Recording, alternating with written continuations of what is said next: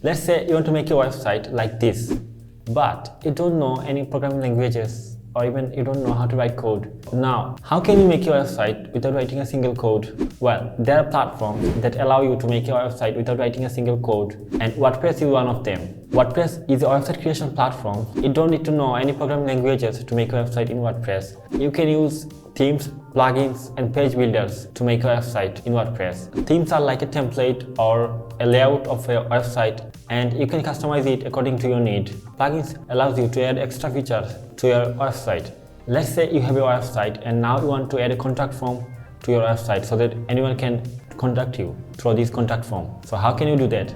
Well, you can add a contact form plugins such as WP Form or Contact Form 7. These are the contact form plugin that will help you to make a contact form on your website, and then your visitors can contact you through the contact form. There are thousands of plugins, around 60,000 plugins available in the WordPress.org, and you can use any of them. Most of the plugins are free, so you can use. Also, there are paid versions you can use if you need the pro version, and there are thousands of free themes. If you want to use, you can use. There are also paid themes, but free is enough for making a small website. Also, there is a tool called Page Builder that allows you to make a page.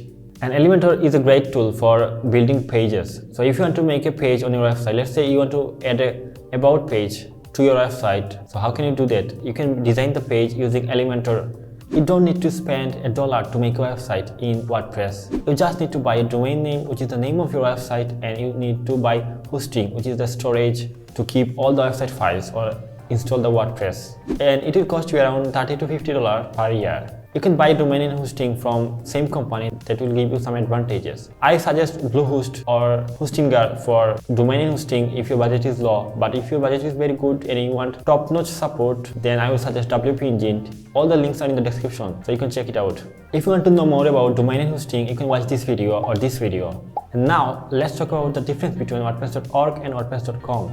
WordPress.org, also known as Self-Hosted WordPress, is a free platform to make a website. And you can make any kind of website in WordPress.org. If you want to make a business website, a blog website, or personal website, or a membership website, or any kind of website, even e-commerce website, you can make it in WordPress.org. Let's see some pros and cons of WordPress.org. You can just pause the video and read all of this. When someone or somebody says WordPress, they actually mean WordPress.org, not WordPress.com. And in this channel, I will make more videos about WordPress.org. Now let's talk about the WordPress.com. WordPress.com is a subscription-based platform where you have to pay monthly or yearly to use their platform.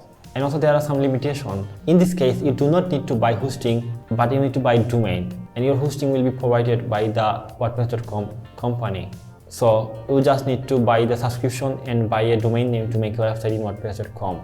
Let's see some pros and cons of WordPress.com. So now, which one you should choose, WordPress.org or WordPress.com? If you want to make a website in WordPress, then I will recommend go with WordPress.org.